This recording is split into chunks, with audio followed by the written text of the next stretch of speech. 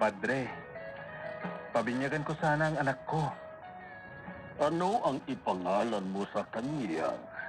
Tigre po. Ano? Hindi pwede, Doming. Pangalan ng mabagsik na hayop yan. Pwede, Padre. Kung pwede ang leon, edi pwede rin ang tigre.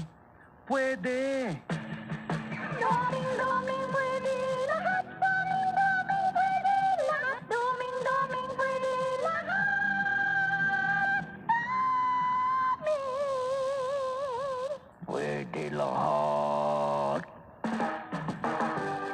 Domi, pwede lahat. Isang manunulat, matalino, malalim ang pag-iisip, pero laging naiidlip. Walang pinagkaiba sa kwago. Iba't iba ang pagkatao, bida, kontrabida, at mapagmasid. Mga kaibigan, huwag kaligtaang pakinggan ang araw-araw na pakikipagsapalaran ni Doming sa kailaliman ng panaginip. Doming, pwede lahat. Isinulat at sa direksyon ni Leti Astudillo Aquino mula sa Lovelet Artists and Talent Center Drama Productions. Handog sa inyo ng #1 and most trusted radio network in the country, Bombo Radio Philippines. Basta Radio, Bombo!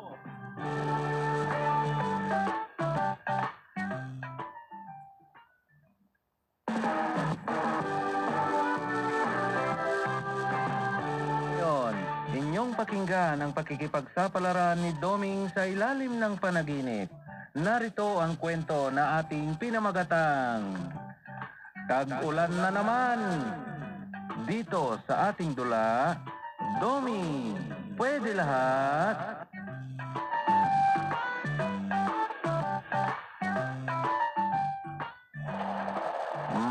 Tatapusin ko lang itong sinusulat ko. O na ka nang matulog, ha? Hindi mo na ako matutulog. Magbabasa ako. Bumili kasi ako ng pocketbook kahapon. Noong napadaan ako sa bookstore. Kailan ka pa nawiling magbasa ng mga pocketbook? Maganda kasi yung nabasa kong kwento dito.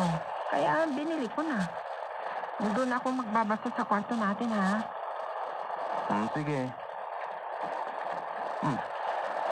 Akala ko, dito ka magbabasa sa tabi ko. Para may kwento mo sa akin pagkatapos. Doon na lang ako sa kwarto para hindi ka maistorbo. Ang lakas ng ulan. Ay, paano kaya ito? Siguradong maraming basura ang nagkalat kapag hindi nila ilagay sa tamang lagayan at hindi nila isegregate. Nasaan na ba ako sa sinusulat ko? Ito. Ito pala. Kailangan matapos ko itong kwento ko na ito ngayong araw para maipadala ko na.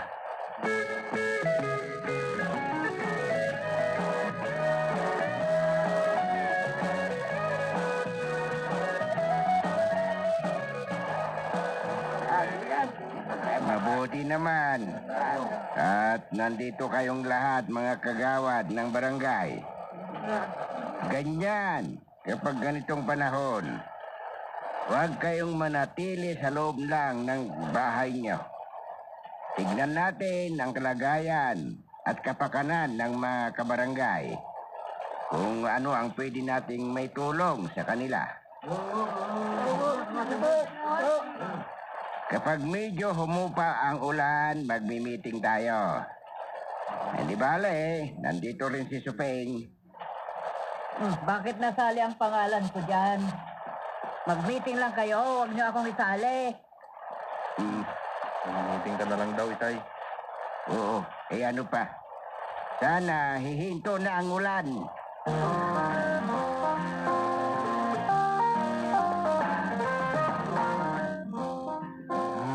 Napasubo na naman ako nito. Umuulan. Nag-iisa na naman ako sa barangay hall. Yung iba kong kasama, lumabas sila. May pumunta daw dito. Walang karespe-respeto sa tao. Bahala sila. Hindi ko na kasalanan ang kasalanan niya. Ay, gaya ni Mrs. Kiram. Kontrabida ang babaeng yan. Lahat na lang ng babae dito sa barangay, kaaway niya. Dahil ba sa organisasyon na binuo ng women's group? Paano kasi? Ang gusto niya, siyang maging presidente ng grupo na yon.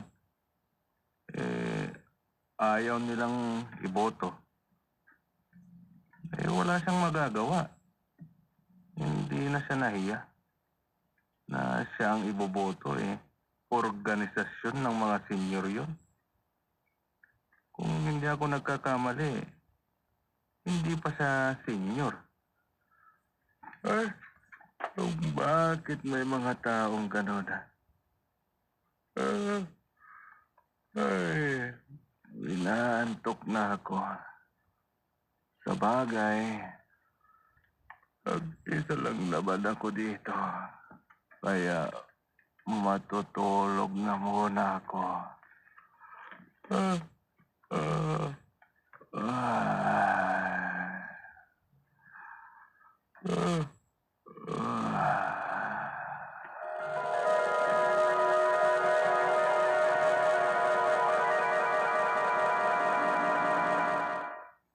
Bakit kagawad?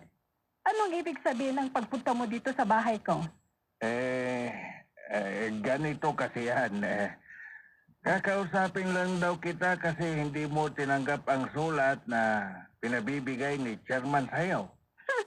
Aanhin ko naman ang sulat na yan.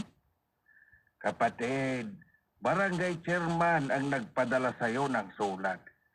Mag-usap-usap daw kayo ng mga kaaway mong kapitbahay mo doon sa barangay. Ay, wala akong inaway. Kundi sila ang nang-away sa akin. Ang dami nga nila eh. Nag-iisa lang ako. O sige, kung gusto nila, kahit pagtulong-tulungan nila ako, tawagin nilang lahat ang mga kabarangay kong kababaihan dito. Mrs., ganito kasi yan. Kung nasaktan ko ang kanilang damdamin, anong pakialam ko? Hindi ko pinagsisisihan. Dahil totoong lahat ang sinabi ko. Mrs., Alam ko. Isa si Kadyang Pango ang nagreklamo laban sa akin. Pinansin ko lang naman yung ilong niyang Pango. Nagalit na. ano? At si John na parang aparador ang lapad ng kanyang katawan, ayaw niyang ipagsabi ko. Totoo naman. Ha? Ngayon, magsalita ka nga kagawad kung hindi totoo ang lahat ng aking tinuran. Oh, tingnan mo ang kanilang itsura. Totoo man o hindi ang mga nakita mong anyo, huwag mo silang pintasan. Huwag mo silang pagtawanan. Huwag mo silang laitin. Eto pa, may isa pa akong kinaiinisan na kapitbahay. Dahil grabe ang kanyang ginawa sa akin. Sino, Mrs.? Si Negra.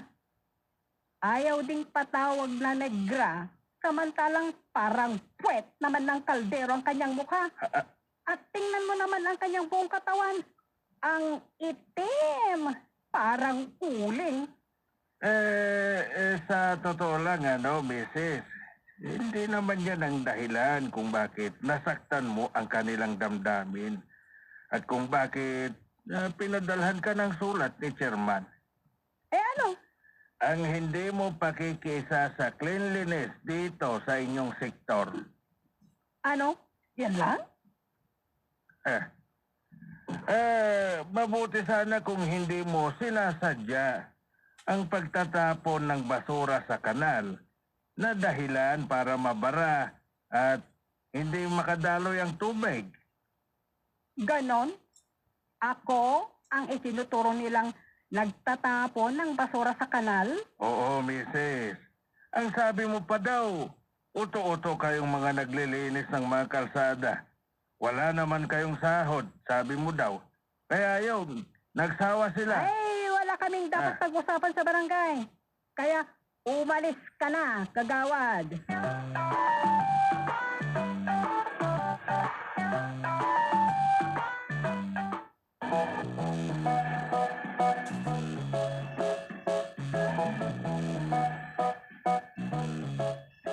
Pasaway talaga ang Mrs. Kiram na yun.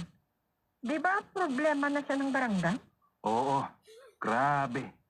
Magaling mamintas. Pintasera. Lahat na lang daw. Pinipintasan niya. Ako nga rin daw eh. Sabi nung kapitbahay niya. Ikaw lang ba? Pati ako. Dinadamay sa mga bagay-bagay na yan.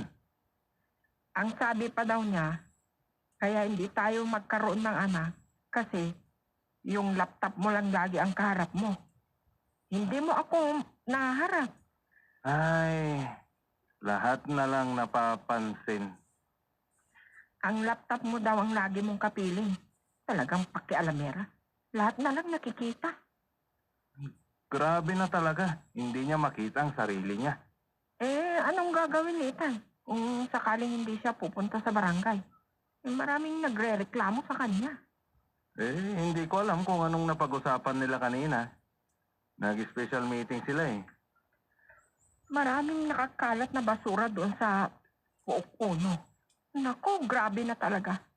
Lalo na doon sa tapat ng bahay ni Mrs. Kiram. Oo, kasi pinabayaan ng mga women's na masisipag na magbayanihan doon. Ang ibig mong sabihin, hindi nila sinasali na linisan ang tapat ni Mrs. Kiram? Oo, kaya nang nakita mo, doon lang sa tapat niya ang marumi. Ipapatupad na daw nila yung harap mo, linis mo.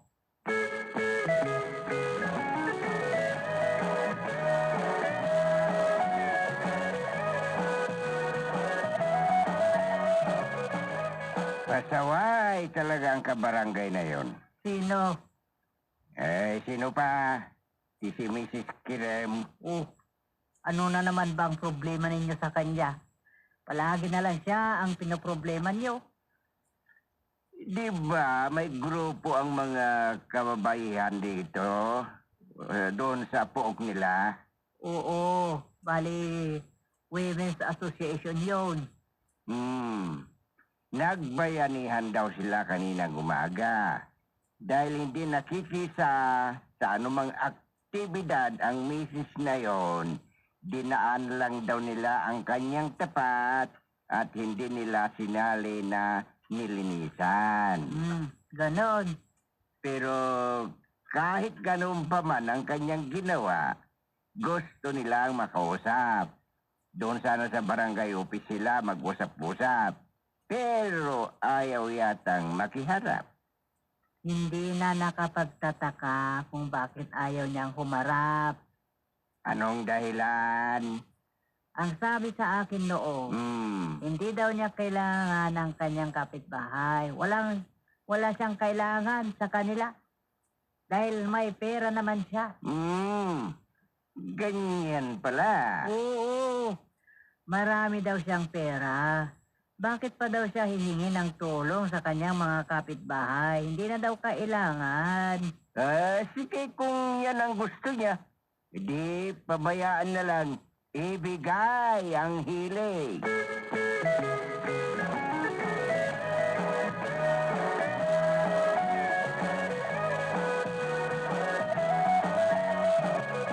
Bakit naman, Manang Sofeng? Ikaw ang makikipag-usap sa akin? Gusto lang kitang makausap tungkol sa hindi nila isinamang paglinis sa iyong tapat. Ay, mga dugyot ang mga yon. Kunwaring nagbabayanihan sila, pero may itinira pang basura. Sa palagay nila, nilinisin ko yan? Aba, bakit? Kalat ko ba yan? Basura ko ba? Malinaw pa sa tubig. Nasa tapat ng bahay mo ang mga kalat. Ay nako, Parang pangit tignan kung ibang tao pa kasi ang maglilinis diyan sa tapat ng bahay mo. Bago mahuli pa ang lahat na mawalan ka ng kaibigan dito sa barangay natin, magbago ka na. Ay, sos! Ang galing naman yung sinasabi mo sa akin, Manang Sufeng, na magbago ako.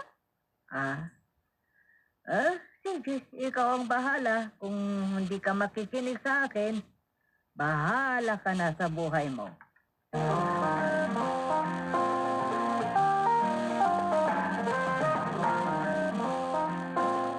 Ay, uulan yata, Chairman. Makulimlim ang langit. Base sa nabasa ko sa post, may low pressure area. Uulan kung ganon. Kailangang nakahanda tayo palagi. Kaya pala. May nakita kong bilad ng kanilang mga palay. Siguro, iimbak nila yon.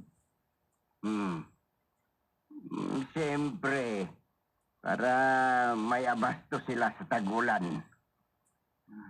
Oo nga, Chairman. Hindi pa panahon ng tag-ulan, pero kapag tag-ulan na talaga, kailangang paghandaan natin yan. Talagang hindi natin alam ang panahon. Kahit buwan ng Setyembre, Nobyembre, Disyembre, basta ulan, wala tayong magagawa. Ay, totoo yan, Chairman. Ang talagang kapanahunan ng tag-ulan, dati, mag-umpisa sa buwan ng Hunyo hanggang Setyembre. Pero ngayon, Nobyembre, bumabagyo pa. Pista ng mga batay. Kahit bagong taon. Ay nako. Ay, totoo yan, Chairman. Kaya ang masasabi ko, ganito yan. Hindi natin naintindihan kung minsan ang panahon. Gaya ng hindi natin pagkakaintindihan ng ugali ng mga tao. Maliwanag ba? Ha?